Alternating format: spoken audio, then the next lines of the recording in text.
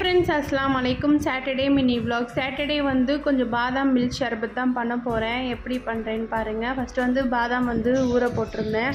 அது வந்து தோல் எடுத்துகிட்டு கொஞ்சம் முந்திரியும் உங்களுக்கு என்ன நட்ஸ் பிடிக்குமோ அதை ஆட் பண்ணிக்கலாம். ஸோ வந்து நல்லா ட்ரை ஆகிட்ட பிறகு அரைச்சிட்டு வந்துட்டேன். அரைச்சிட்டு அது ஒரு பவுலுக்கு மாற்றிட்டு பவுட்ரு மில்க் மேடும் எடுத்து வச்சாச்சு. நல்லா வந்து திக்கான பால் எடுத்துகிட்டு தண்ணி போடாமல் சூடு பண்ணிக்கணும். சூடு பண்ணிவிட்டு அது திக்காயிட்ட பிறகு நம்ம வந்து ப்ரௌன் சுகர் ஆட் பண்ணிவிட்டு வந்து பால் வந்து திக்கார வரைக்கும் நல்லா கொதிக்க வச்சுட்டே இருக்கணும். நான் வந்து சைடில் சப்ஜா சீட்ஸும் வந்து ஊற போட்டுட்டு சரி கொஞ்சம் வந்து பஜ்ஜி மாவும் இருந்தது, பஜ்ஜி போட்டுடலான்ட்டு யுக்தியாக இருக்குது. சரின்ட்டு அதுவும் வந்து மிக்ஸ் பண்ணி பஜ்ஜி மாவும் மிக்ஸ் பண்ணி வச்சுட்டு நல்லா பாலும் வந்து திக்காயிடுச்சு. இந்த டைமில் வந்து மில்க் மேடும் ஆட் பண்ணிவிட்டு நட்ஸும் வந்து ஆட் பண்ணிக்கணும்.